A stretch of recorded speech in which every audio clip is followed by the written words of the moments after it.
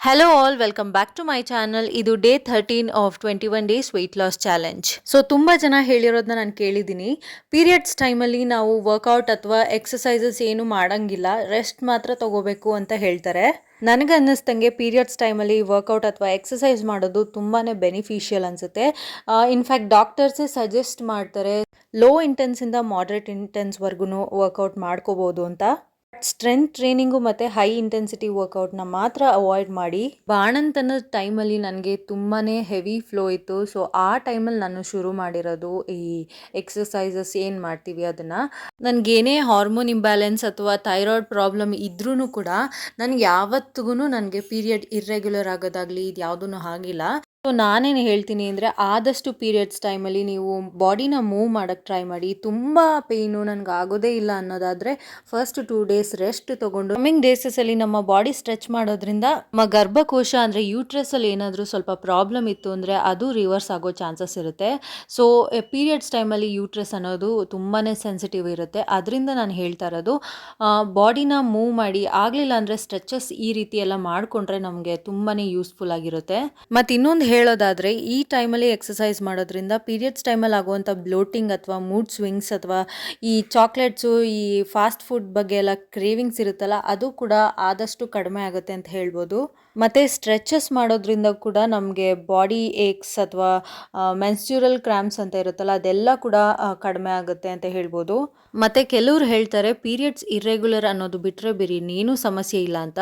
But ಏನಂದರೆ ಅದೇ ದೊಡ್ಡ ಸಮಸ್ಯೆ ಹೆಣ್ಮಕ್ಳಿಗೆ. ಯಾವಾಗ ನಾವು ಇರ್ರೆಗ್ಯುಲರ್ ಪೀರಿಯಡ್ಸ್ನ ಟ್ರೀಟ್ ಮಾಡದೆ ತುಂಬ ವರ್ಷಗಳ ಕಾಲ ಆಗುತ್ತೆ, ಆವಾಗಲೇ ನಮ್ಮ ಗರ್ಭಕೋಶದ ಸಮಸ್ಯೆಗಳು ಬರೋದು ಅಥವಾ ಈ ಗರ್ಭಕೋಶ ತೆಗಿಬೇಕು ಈ ರೀತಿ ಎಲ್ಲ ಹೇಳ್ತಾರಲ್ಲ, ಇದೇ ಸಮಸ್ಯೆಗೋಸ್ಕರ ಅಂತ ನನಗನ್ಸುತ್ತೆ.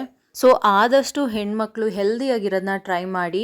ಹೆಣ್ಮಕ್ಳು ಅಂತ ಅಲ್ಲ, ಗಂಡು ಮಕ್ಕಳು ಕೂಡ ಬಾಡಿ ಮೂವ್ ಮಾಡಿ ಸ್ವಲ್ಪ ಎಕ್ಸಸೈಸ್ ಅಥವಾ ಆಗಲಿಲ್ಲ ಅಂದರೆ ವಾಕಿಂಗ್ ಅಟ್ಲೀಸ್ಟ್ ಮಾಡಿಕೊಂಡು ನಮ್ಮ ಬಾಡಿ ಮೇಂಟೈನ್ ಮಾಡಿದ್ರೆ ನಮಗೆ ಕಾಯಿಲೆಗಳು ಕಡಿಮೆ ಆಗುತ್ತೆ ಅಂತ ನಂಗೆ ಅನಿಸುತ್ತೆ.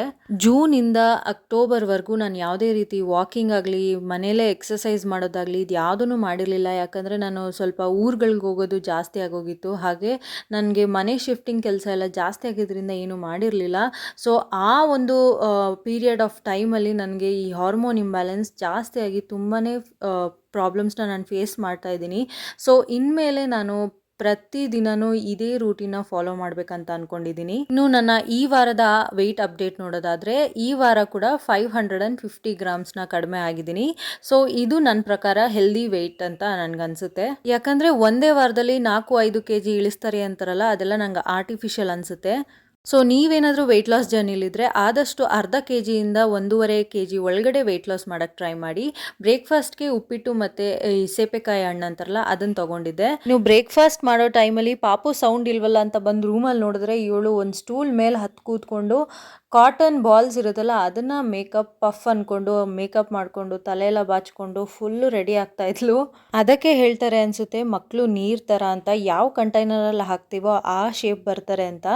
ಚಿಕ್ಕ ಮಕ್ಳು ಇರ್ತಾರಲ್ಲ ಅವರು ನಾವು ಹೇಳ್ಕೊಟ್ಟು ಕಲಿಯೋದಕ್ಕಿಂತ ನಾವು ಮಾಡೋದನ್ನು ನೋಡಿ ಕಲಿಯೋದೇ ತುಂಬ ಅನಿಸುತ್ತೆ.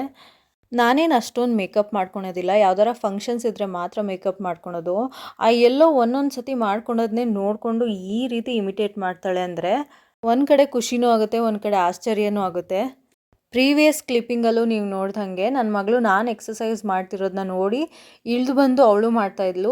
ಅದಕ್ಕೆ ಹೇಳೋದು ನಮ್ಮ ರೂಟೀನ್ ಒಂದು ಚೆನ್ನಾಗಿತ್ತು ಅಂದರೆ ನಮ್ಮ ಮಕ್ಕಳಿಗೆ ನಾವೇನು ಹೇಳೋದೇ ಬೇಡ, ಅವರು ಕೂಡ ನಮ್ಮನ್ನೇ ಫಾಲೋ ಮಾಡಿಕೊಂಡು ಹೆಲ್ದಿಯಾಗಿ ಬೆಳ್ಕೊಂಡು ಹೋಗ್ತಾರೆ ಅಂತ ನನಗನ್ಸುತ್ತೆ. ಈಗ ಆಲ್ಮೋಸ್ಟ್ ಅವಳು ನಾನು ಮಾಡೋ ಎಲ್ಲ ಕೆಲಸನೂ ಮಾಡ್ತಾಳೆ. ಎಕ್ಸಸೈಸ್ ಮಾಡೋದಾಗಲಿ, ಕಸ ಗುಡಿಸೋದು, ನೆಲ ಒರೆಸೋದು, ಪೂಜೆ ಮಾಡೋದು, ಬಟ್ಟೆ ಒಣಗಾಕೋಕ್ಕೂ ಹೆಲ್ಪ್ ಮಾಡ್ತಾಳೆ, ಎಲ್ಲದಕ್ಕೂ ಹೆಲ್ಪ್ ಮಾಡ್ತಾಳೆ. ಐ ವಿಶ್ ಇದೇ ರೀತಿ ಅವಳು ಹೆಲ್ತಿಯಾಗಿ ಬೆಳೀಲಿ ಅಂತ ನೀವು ಕೂಡ ಅವಳಿಗೆ ವಿಶ್ ಮಾಡಿ. ಇನ್ನೇನು ಅವಳ ಬರ್ಡೇನೂ ಕೂಡ ಬಂದೇ ಬಿಡ್ತು. ಈಗ ಕಮ್ಮಿಂಗ್ ಟು ವ್ಲಾಗ್, ನಾನು ಬ್ರೇಕ್ಫಾಸ್ಟ್ ಆದಮೇಲೆ ಒಂದು ಕಪ್ ಟೀ ಕುಡಿದು ಮಧ್ಯಾಹ್ನ ಊಟಕ್ಕೆ ನಾನು ಅನ್ನ ಮತ್ತು ಪಾಲಕು ಮತ್ತು ಹೆಸ್ರು ಕಾಳನ್ನ ಬಳಸ್ಕೊಂಡು ಮೊಸೊಪ್ಪು ಸಾರು ಮಾಡ್ಕೊಂಡಿದ್ದೆ. ಅದ್ರ ಜೊತೆಗೆ ಸ್ವಲ್ಪ ಕರ್ಡ್ ತೊಗೊಂಡೆ. ಇನ್ನು ನೈಟ್ ಊಟಕ್ಕೆ 2 ಚಪಾತಿ ಅದೇ ಸಾಂಬಾರು ತೊಗೊಂಡೆ. ಇದಾಗಿತ್ತು ನನ್ನ ಈ ವಿಡಿಯೋ ನಿಮ್ಗೆ ಇಷ್ಟ ಆದರೆ ಲೈಕ್ ಮಾಡಿ, ಶೇರ್ ಮಾಡಿ, ಹಾಗೆ ಕಮೆಂಟ್ ಮಾಡಿ. And thank you for watching.